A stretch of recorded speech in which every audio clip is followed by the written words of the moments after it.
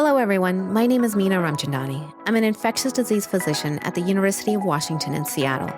This podcast is dedicated to an STI review for healthcare professionals who are interested in remaining up to date on the diagnosis, management, and prevention of STIs.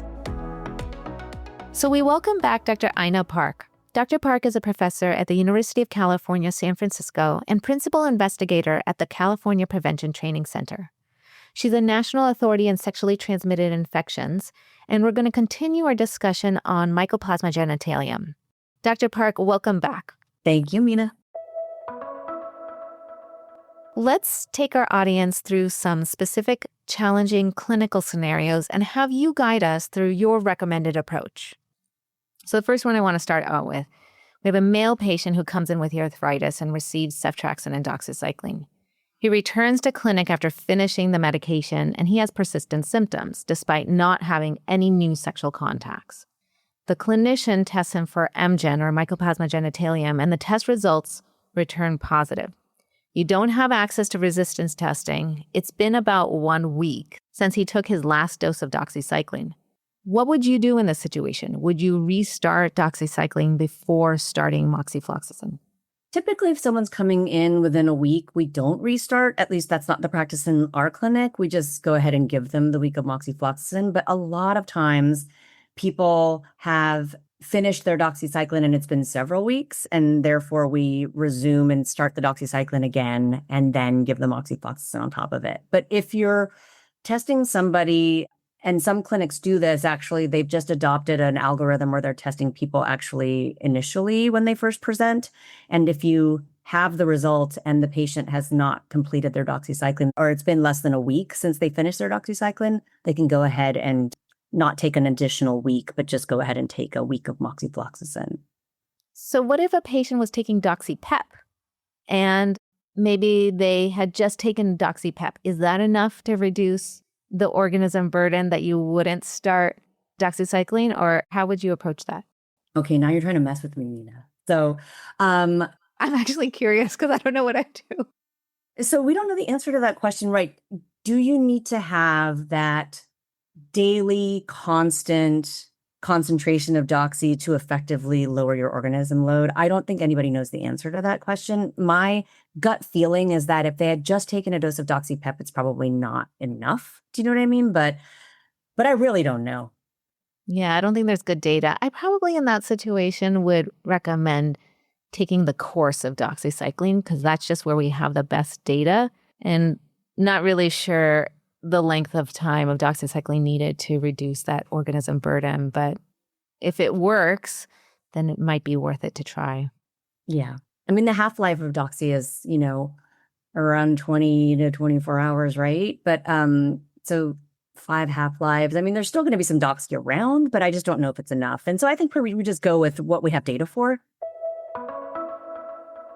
So the patient takes doxycycline and then moxifloxacin, takes all their doses, and the arthritis symptoms temporarily improve, but then they reoccur. Let's say just within a few days. Again, no new sexual contacts. Would you test him for MGen again, or when would you test again? This is such an important question. I'm so glad you're asking this. The way I want people to think about Mycoplasma is that, it's a very slow growing bug. So it takes a long time for it to eradicate, and it takes a long time actually for the residual genetic material to clear. So the way folks should think about it is after they finish that last dose of moxifloxacin, you should wait 3 weeks to retest them if you're looking for a test of cure. And it can take that long for all the genetic material to be eliminated. And what you don't want is a false positive that then makes someone think that they have a treatment failure when they really don't. Now, this patient is still symptomatic, so I highly suspect that they're going to have an MGen treatment failure, if that's where we're going with this right now. We are. Although I have seen that sometimes patients might have some mild symptoms that might be just kind of irritation after having an STI, but their MGen testing is negative, so they haven't cured their infection. So sometimes that can take a little while to resolve. At least I've seen. Yes, the tingle. Like some people come in and they say, I'm still tingling, I'm still irritated, and yet all their repeat testing is negative. That absolutely happens. And I'm not sure if it's just taking the body some time to sort of calm down all the inflammation that occurred. with the initial infection. But in this patient scenario, you wait 3 weeks and the test for MGen returns positive. So now what do you do? I'm going to go down that course where the patient is trying different antibiotics. And so what would you pull out next for a different type of therapy? Let's talk about what we have that's easily available here in the United States. And the next place I would likely go, obviously, we're asking about possibility of reinfection or new exposure to sexual partners, but assuming that none of that has happened, the next place I'm probably going with this is minocycline. And I know we just got finished talking about how tetracyclines like doxycycline are not that effective against Mycoplasma, but minocycline actually has decent in vivo activity against Mycoplasma genitalium. Now, your listeners are not going to be impressed by this, but based on 2 studies, both out of Australia, the efficacy for microbiologic cure is about high 60s to low 70%. And that does not inspire confidence, I think, in many people who are listening. But anecdotally, and as well as in these studies that are not controlled, by the way, not randomized controlled trials, we certainly have seen people have successful treatment with minocycline. Something I'd like to throw in the mix for folks to consider is that the Australians also put out, actually just last year in 2025, some additional data looking at adding metronidazole, of all things, on top of the minocycline. So then you're having someone taking mino and metronidazole at the same time for 14 days.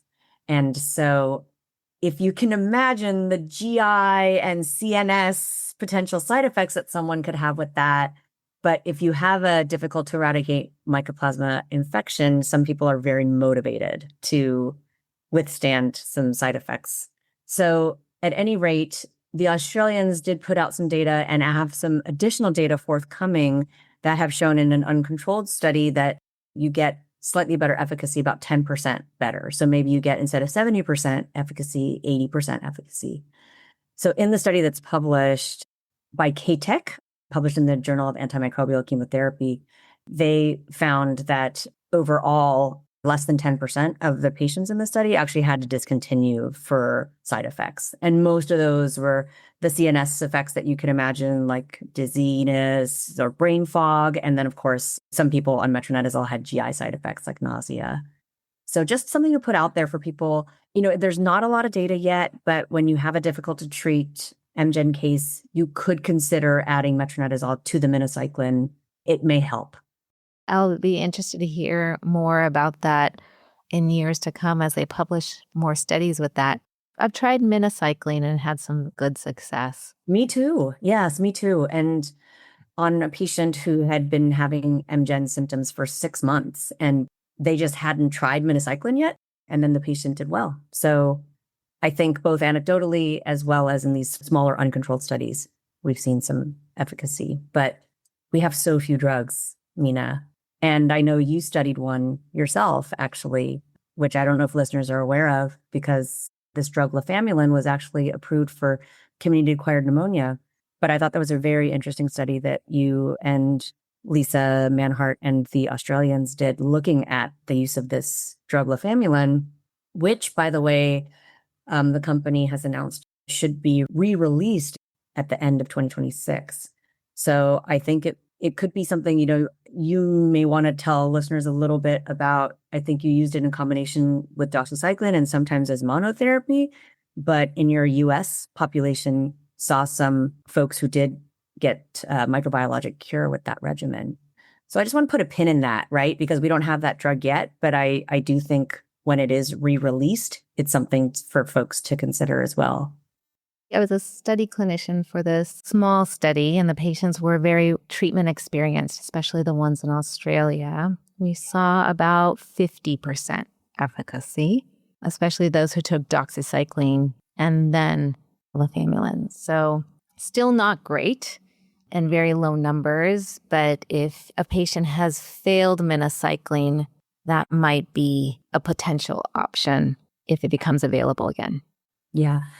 But I just want to put things in perspective for your listeners for a second, because when we talk about gonorrhea, we're talking about, and for example, new alternative treatments, we're talking about efficacy of over, 90, 95%. And for mycoplasma, we're talking about things like 60, 70, or even 50% and saying, oh, well, maybe that's a possibility. So I think it just points to how desperate we are for new therapeutics for this really common infection that is becoming more difficult to treat.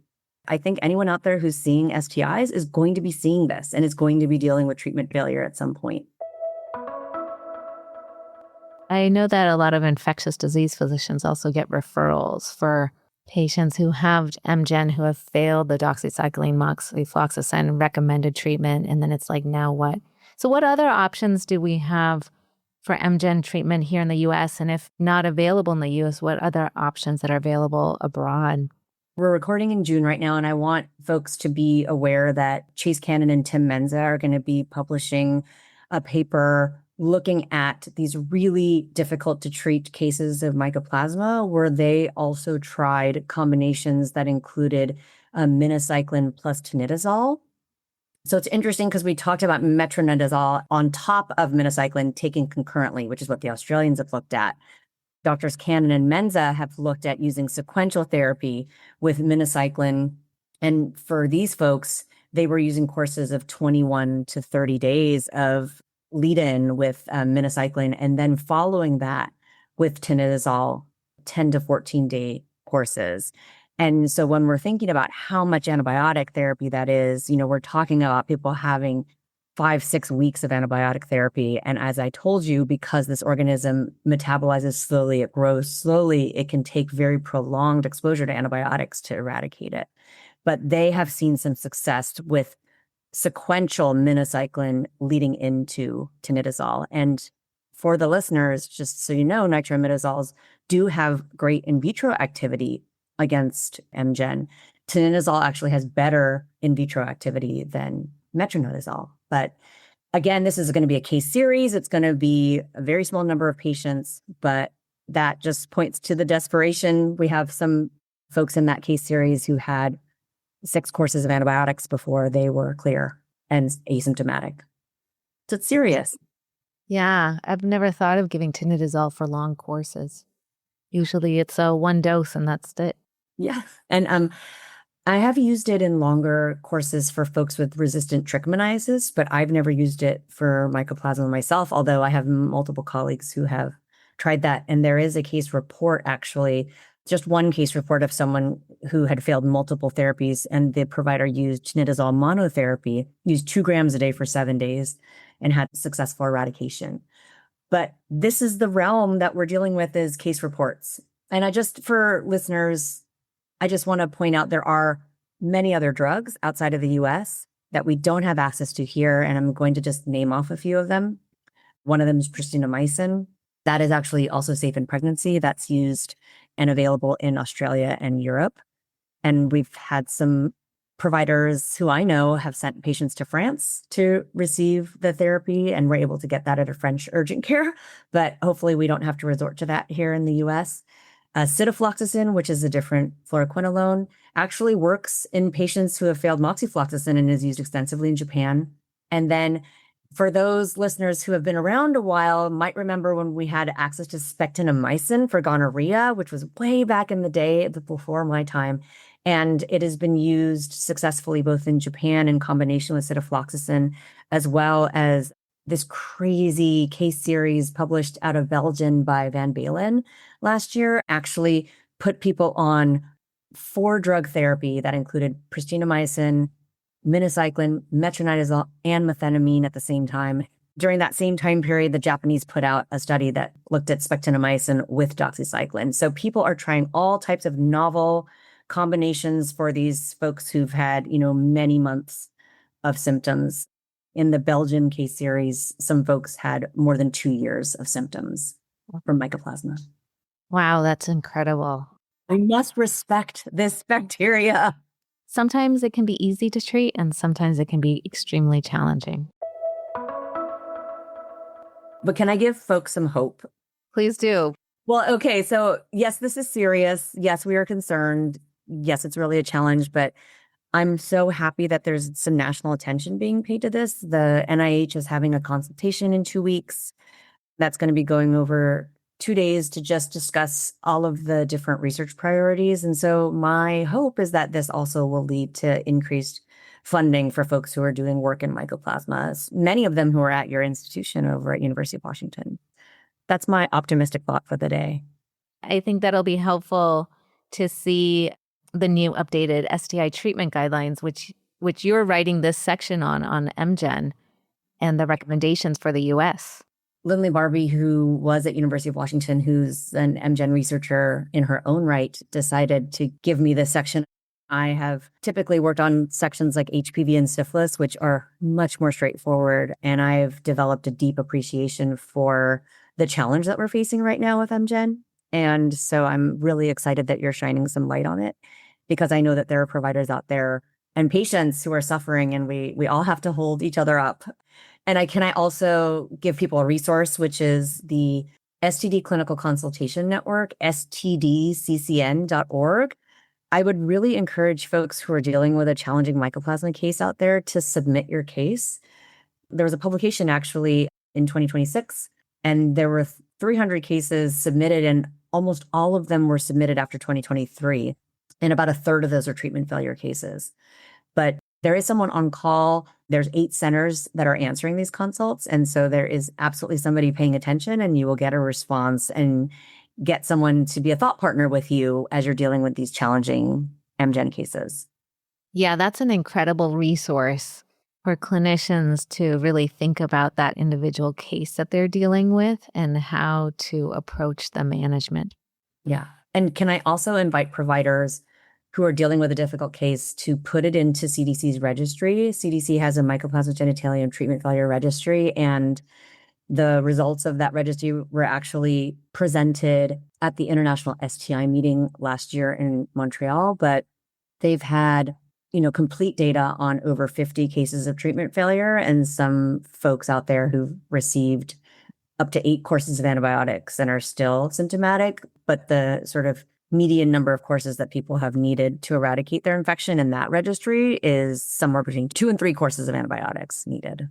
But yeah, if you Google or put into any search engine CDC Mycoplasma genitalium treatment failure registry, it'll pop up, and it's a public form that you can enter your information. It does not include any, patient identifiers, obviously, but it really helps the CDC keep track of what's being used out there for treatment failure. And someone at CDC will get in touch with you to get more information on the patient.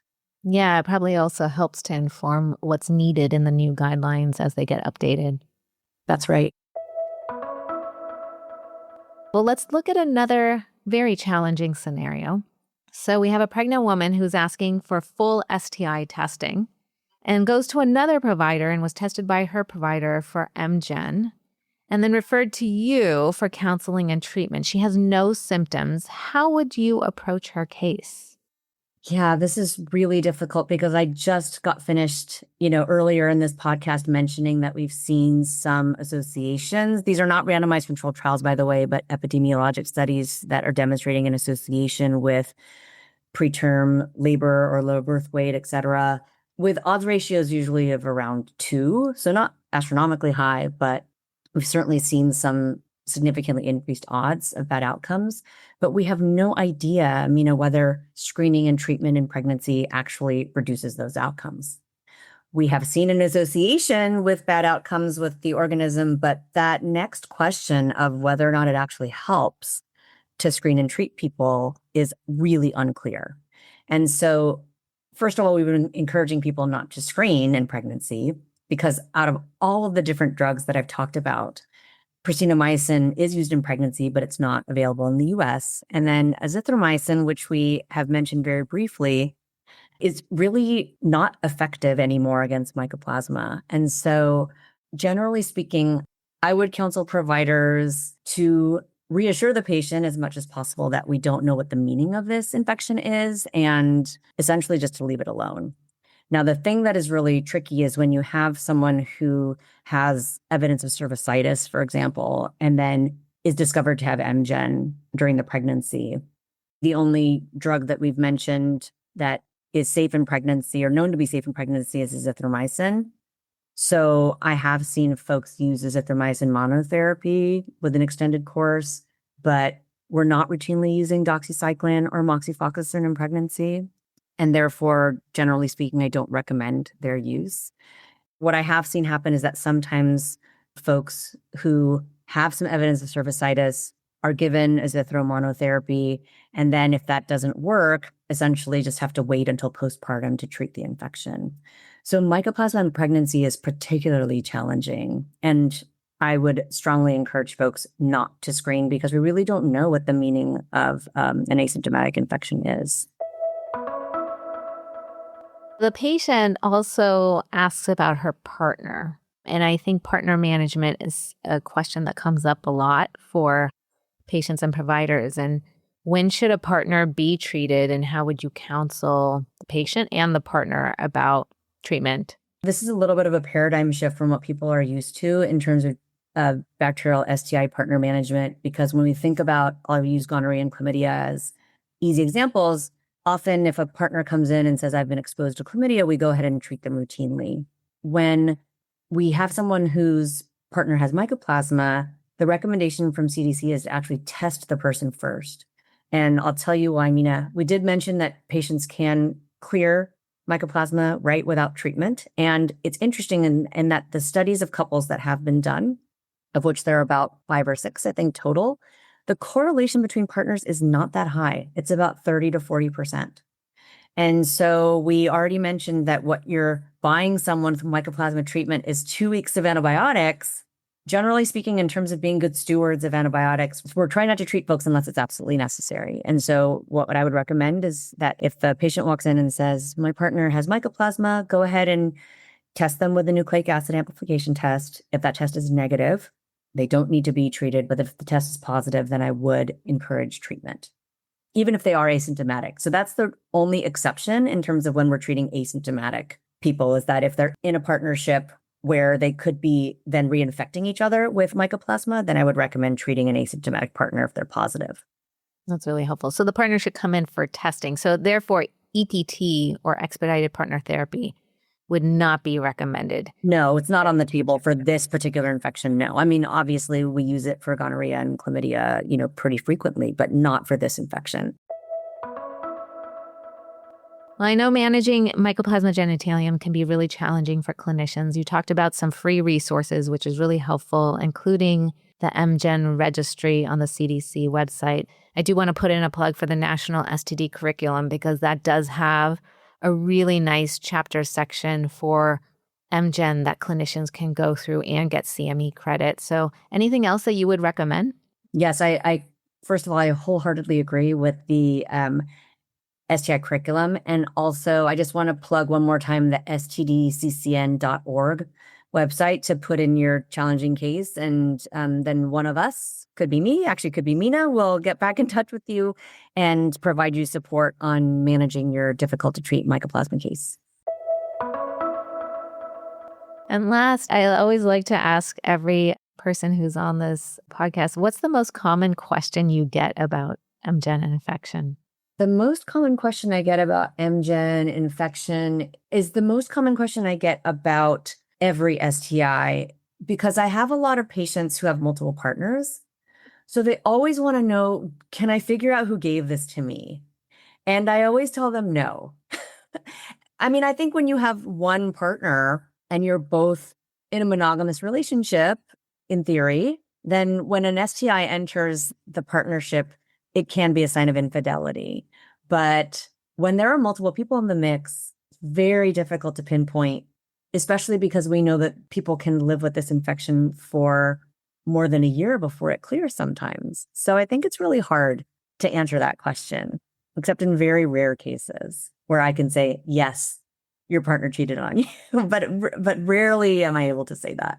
Yeah, that's a great question, especially because I'm not sure we know the length of time. I mean, we know the natural history variables, right? So someone could be asymptomatic for a really long time. Right. And then be in a monogamous relationship. And so it's not clear at what point did they acquire the infection before it became symptomatic. Right. And I think with MGen, it's basically almost impossible. I think with something like gonorrhea, I've had patients who had not had sex for years because they were incarcerated, for example. They had sex as soon as they got out of prison, and then they got gonorrhea in 2 days. They said probably the person you had sex with right after you got out of prison gave it to you. So then you can pinpoint. Mycoplasma, very hard to do. Same with trichomonas. Chlamydia can be challenging also. Well, Dr. Park, thank you for this great discussion about this very important topic. This has been an incredible educational session, and we really appreciate your time. Thank you so much. Thank you, Meena. This podcast is brought to you by the National STD Curriculum, the University of Washington STD Prevention Training Center, and is funded by the Centers for Disease Control and Prevention. Transcripts and references for this podcast series can be found on our website, the National STD Curriculum, at www.std.uw.edu. Thank you and have a wonderful day.